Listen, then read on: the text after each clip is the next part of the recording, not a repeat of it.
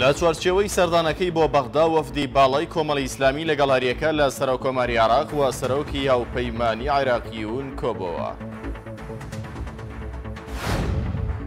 لامیانی دیدارەکانی لەگەڵ سەرکردا عێراقیەکان مامۆستا عەلی باپیر تاکیدی کردەوە پێویستە کێشەی موچە و بودجە تێکەڵ بە ململانەی سیاسی نەکرێت. پەرلەمانتاران دووپاتی دەکەنەوە سەرۆکی حکوومەتی هەرێم لە سەردانەکەی بۆ پەرلەمان خەڵکی بێئومێد کرد و هیچ پلان و چارەسەرێکی پێ نەبوو.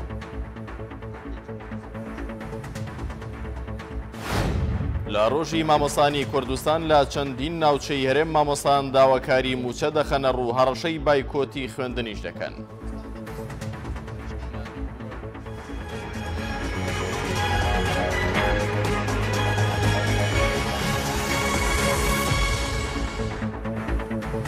بەناوی خوای بەخشندەی مێرەبان سڵاوتان لێبێ ئازیزانم، لە پەیامەوە گەشتێکی نوێی هەواڵەکانتان پێشکەش دەکەم. شاندی باڵای کۆمەڵی ئیسلامی کوردستان با سەرۆکاتی مامۆستا عەلی باپیر لە بەغدا لەگەڵ دکتۆر بەرام ساڵح سەرۆکۆماری عێراق کۆبەوە. شاندی باڵای کۆمەڵی ئیسلامی کوردستان کە بە سەرۆکاتی مامۆستا عەلی باپیر با سەردانیشی فەرمی لە بەغدایە سەردانی بەرهەم ساڵح سەرۆکۆماری عێراقی فیدراڵی لە کۆشکی سەلام کرد. لە سەرەتادا مامۆستا عەلی باپیر سوپاس و پێزانینی کۆمەڵی ئیسلامی کوردستانی گەیاندە سەرۆکۆمار بۆ ئەو بانگێشتا فەرمیەی کە ئاڕاستەی کردوون. دواتر باسی بارودۆخ و پرۆسەی سیاسی عێراق کرا. مامۆستا عەلی باپیر ڕۆڵی سەرۆکۆماری عێراقی لە سازان و لێکنزیکردنەوەی پێکاتەنەتەوەیی و ئاینیەکانی عێراق بەرز نرخان. لای خۆیەوە دکتۆر بەرام ساڵح ئاماژەی باڵۆزی بارودۆخی سیاسی و ئابووری و ئەمنی عێراق کرد و ڕایگەیان کێشەی نێوان ئەمریکا و ئێران خەیرانی گەورەی بۆ عێراق دروست کردووە و ئەمەش کاریگەری وازیانی گەورەی دەبێت. هاوکات دکتۆر بەرام ساڵح وتیشی ئەمە ڕاستە کە کێشەکانی کورد و هەرێمی کوردستان هەمووی لە عێراق چارەسەر نابێ، بەڵام پێویستە گرنگی تەواو بە بەغدا بدرێت و ڕێگەی چارەسەری کێشەکانی هەرێمی کوردستان تەنها لە بەغدایە نەک شوێنی دیکە. هەر لەم کۆبوونەوەیەدا و لە سەرداوای عەبدوستار مەجید سەرۆکی فراکسیۆنی کۆمەڵ و سەبارەت بە هەوڵدان بۆ خەرجکردنی شایستە داراییەکانی جوتیاران بۆ ساڵی ڕابردوو سەرۆکۆماری عێراق بەڵێنیدا کە هەفتەی داهاتوو بانگشتی فەرمی لیژنەی کشتوکاڵ و ئاودێری پەرلەمانی کوردستان دەکات و دیداری هەریەکە لە سەرۆکوەزیرانی عێراق و وەزیرانی کشتوکاڵ و بازرگانی عێراقیان بۆ دەڕەخسێنێت تا لە نزیکەوە باسی ئەم بابەتە بکرێ و هەوڵ بۆ وەرگرتنی شایستە داراییەکانی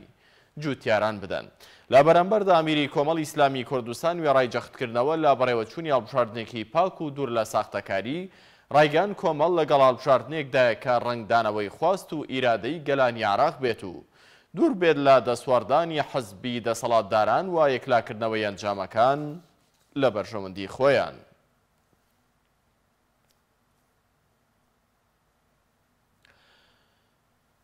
مامۆستا عەلی باپیر ئەمیری کۆمەڵی ئیسلامی لە بەغدا لەگەڵ عەمار حەکیم هاوپەیمانی عێراقیون کۆبەوە. کۆمەڵی ئیسلامی جەخت دەکاتەوە نابێت گوزەران و بەرژەوەندی هاوڵاتیان تێکەڵ بە ململانێ و کێشە سیاسیەکانی نێوان هەرێم و بەغدا بکرێت. لامیانی سەردانەکەی بۆ بەغدای پایتەخت مامۆستا عەلی باپیر ئەمیری کۆمەڵی ئیسلامی کوردستان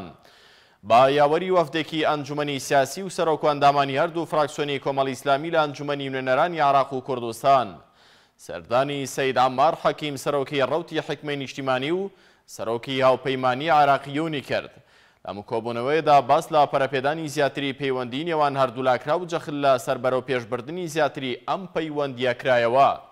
سەبارەت بە کێشەکانی نێوان هەرێمی کوردستان و حکوومەتی فیدراڵ. شاندی کۆمەڵی ئیسلامی جەختی کردەوە پێویستە دەستوور ببێتە بنەمای چارەسەری کێشەکان جۆرێک کە ژیان و گوزەران و بەرژەوەندی وڵاتیان پارێزراو بێت و تێکەڵ بە ململانێ و کێشە سیاسیەکان نەکرێت. ئاوکات مامۆستا عەلی باپیر ئاماژەی بۆ کرد پێویستە هەڵبژاردنەکانی داهاتووی پەرلەمانی عێراق بە جۆرێک بێت و بەڕێوە بچێت کە دوور بێت لە دەسواردان و ساختەکاری و یاریکردن بە ئەنجامەکان تا وڵات لاگەری پێکدادان و هەڵکشانی گەندەڵی زیاتر دوور بخرێتەوە. لە بەرامبەردا عەمار حەکیم وێڕای خۆشحاڵی بە سەردانی شاندی کۆمەڵی ئیسلامی وتی ئێمە هیواخوازی چارەسەری کێشەکانی لەگەڵ هەرێمی کوردستان لەسەر بنەمای دەستور. هەروەها سەید عەمار حەکیم ئاماژەی بۆ کرد کە عێراق ئێستا بە کۆمەڵی قەیرانی سیاسی و ئابووری و دارایی سەختدا تێپەڕ دەبێت. بۆ دەرچوون لەم بارودۆخە پێویستە هێزە سیاسیەکان دەست لە ناکۆکیەکانیان هەڵبگرن و ببنە بەشێک لە چارەسەر.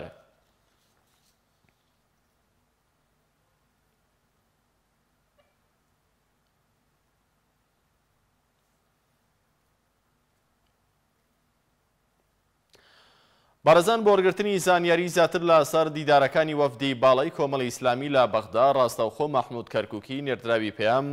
واردەگرم. مەحموود سڵاو لێبێت و ئەم کاتت باش. سەردانەکانی ئەمیری کۆمەڵی ئیسلامی و وەفدی یاوەری لە بەغدا بەکوێ گەیشتون و کەی ئەوان دیدارەکانیان تەواو دەکەن؟ سلامی خواتان لێبێ پێشەچی سوارتانەکەم لە ڕاستیە ئەوەی وەفدی کۆمەڵی ئیسلامی لە بەغدا جەختی لەسەر کردووەتەوە دوو خاڵە. خاڵی یەکەم پەرەپێدان و بەرەو پێشبردننی لایەنی عیلاقاتی نێوان کۆمەڵی ئیسلامی و لایەنەکانی عێراق بە شێوەیەکی گشتی ئەمە جەختی لەسەر کراوەتەوە لە لای بەڕێز عەمار حەکیم، هەروەها لە لای بەڕێز سەرۆکۆماری عێراق و لە داهاتووە لە کۆبنەوەکانی داهاتوو زیاتر جەختی لەسەر دەکرێتەوە. ئێستا ئەم ساتوکاتی کە من قسە لەگەڵ ئێواکەم وەفدی کۆمەڵی ئیسلامی لە لای سەرۆکی ئەنجومەنی وەزیرانی عێراقا بەڕێز مستەفا کاظمی لە کۆبنەوەدان و گفتوگۆی جدی ئەەکەن لەسەر کۆمەڵێک بابەت کە ڕەنگە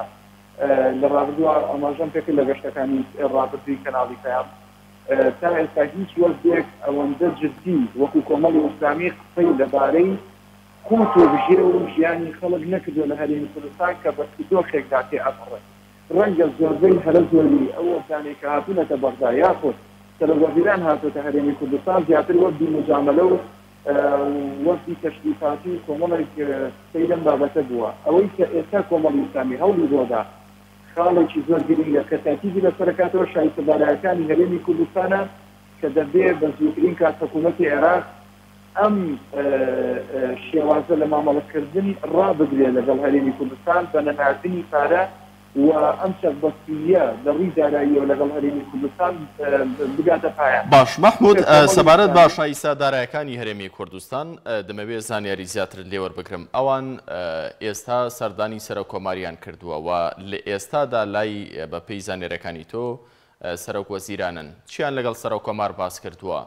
و سەرۆکوەزیران ئەگەری هەیە کە هیچ بەڵێنێکیان پێ بدات؟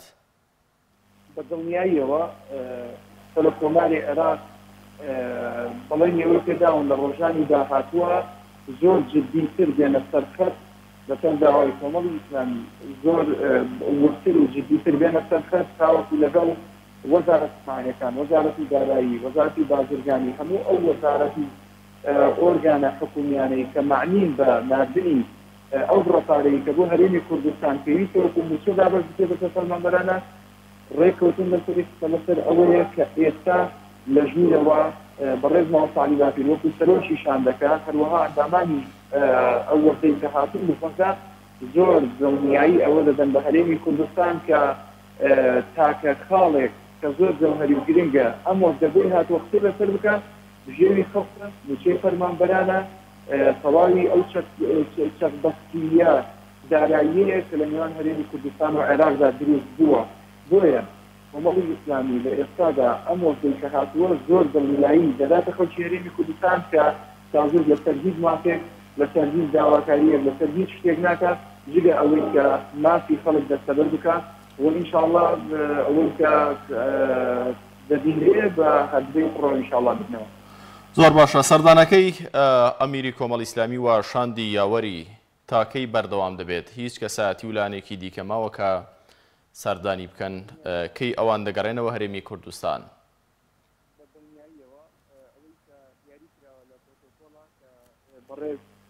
بەڕێزان هەرکە سەرۆکایەتەکەی عێراق دەبینێت کە بریتین لە سەرۆکایەتی کۆماری و سەرۆکایەتی ئەنجومەنی وەزیران و سەرۆکایەتی پەرلەمانی عێراق کە خۆی دەبینێتەوە لە بەڕێز دکتۆر محەممەد حەلبوسی سەرۆکی پەرلەمانی عێراق یا سەرۆکی ئەنجومەنی نوێنەرانی عێراق کۆبوونەوەکان لە بینێش هەر بەردەوامن وەچەند بەرپرس و چەند کەسایەتیشی تریش هەن ئەوانیش دەبینرێن لە داهاتووە، بەڵام من نامەویستم ئەو تەفاسیلەوە تا ئەوەی کە بە فەرمی وەردەکە خۆی بڕیار لە ئەوە دەدا لەگەڵ چێ و تێی کۆ دەبێتەوە. مەحموود، هەرچەند وتم دواپرسیار، بەڵام ئەمە دەمەوێت بزانم کە هاوڵاتیان دەتوانن ئومێدی خوان لەسەر ئەم جۆرە سەردانانە هەڵبچنن. دەمەوێت بزانم کە چەقی مەبەستی سەردانەکان پتەوکردنی پەیوەندی حەزبی بووە یاخود داواکردنی مافی هاوڵاتیانی هەرێمی کوردستان بەتایبەت لەم دۆخەدارایی کە ئێستا عێراقیشی تێکەوتووە دەتوانن هاوڵاتیان ئومێد لەسەر سەردانی وەفدێکی حزبی هەرێمی کوردستان بۆ بەغدا وە خۆت ئاماژەت پێکرد کە زۆر بە فەرمی زۆر بە جدی پێشوازیان لێکراوە دەتوانن ئومێد هەڵچنن؟ خێری پێکاردا ئەم هاتنە خۆ لە دوو خاڵ دەبینێتەوە وەکو ئاماژەم پێکرد خاڵی یەکەم سەوکردنی ئەو علاقاتەیە کە لە نێوان کۆمەڵی ئیسلامی و لایەنەکان هەیە لە بەغدا بە شێوازێکی گشتی و وەکو سەرۆکوەزیرانی عێراق کە دەست بەکار بووە ئەمە یەکەم وەفدە بەم شێوازە داوای مافی خەڵک بکە و بێتە سەر کەتی داوای کوچی خەڵک بکە ڕاستە عێراق بە ئەزمەیەکی دارایی دژوارە پێ ئەپەڕێ لە ئێستادا بەڵام ئەمە ئەوەن یعنی معنای ئەوە نییە کە عێراق ناتوانێت شایستەدارایەکانی هەرێمی کوردستان بنێرێ لە ڕۆژانی ڕابردووە عێراق داوای کردووە بڵین ئەنجومەنی وەزیران داوای لە پەرلەمان کردووە کە یاسایەکی بۆ ڕێک بخە بۆ قەرزکردنی ناوخۆیی واتە قەرزی ناوخۆیی بکە بەڵام پەرلەمان ڕێگەی نەداوە و پەرلەمان بە کتابی ڕەسمی وەڵامی عێراقی داوەتەوە وەڵامی حکوومەتی عێراقی داوەتەوە کە ئێستا حکوومەت دەتوانێت موچە دابەش بکە بەڵام وەکو بیانوێت دەیەوێت ئێمە ناچار بکە بۆی یاسایەکی بۆ ڕێک بکەین قەرزی ناوخۆیی بکە ئەمجا موچە دابەش بکە دوێنێ مستەفا کاظمی لە پارێزگای زیقارەوە دڵنیایی ئەوەی دا کەوتی هەر ئەمڕۆ ئێمە دەست دەکەین بە خەرجکردنی موچەی فەرمانبەرانی عێراق موچەی فیدراڵ بۆیە من ئەمرێ ئاماژە بۆ بکەم ئێستا کۆمەڵی ئیسلامی دوای ئەوەی کە باز لە سەوکردنی عیلاقاتی نێوان کۆمەڵی ئیسلامی لایەنەکان ئەکاتەوە لە بەغدا دووەم خاڵی کە زۆر جەوهەری گرنگە لەلای کە باسی ئەکا ئەوەیە حاصلە سەرکەوتی حکوومەتی عێراقا بۆ ئەوەی جارێکی تر لایەنەکانی هەرێمی کوردستان ئەم بابەتە نەکەنە بابەتی موچەی فەرمانبەران نەکەنە دەستکەوتی حزبی بۆ خۆیان چونکە لە ڕابردووە بەڕاستی و ڕاشکاوی ئەگەر یەکێتی و کاتی هاتبن بۆ بەغدا تەنها بۆ بەرژەوەندی خۆیان و بۆ بەرەو پێشبردننی پێگەی خۆیان لە عێراق بوون بۆ ئەمە هاتوونەتە بەغدا لە ئێستادا کۆمەڵی ئیسلامی هیچ کلۆپۆستێکی لە بەغدا نییە و هیچ داوای هیچ کلۆپۆستێکیشی لە بەغدا و لە حکوومەتی عێراقی نەکردووە چیکە ئەوەی داوای کردووە کە قوتی خەڵکو و ژێوی ژیانی خەڵکو و موچەی فەرمانبەران و بەتایبەت شایستەدارایەکانی جوتیارانی هەرێمی کوردستان بە زووترین کات خەرج بکرێت. بەڵێ نێردراوی پەیام مەحموود کەرکووکی لە بەغدا سوپاس بۆ زانێرەکانی تۆ.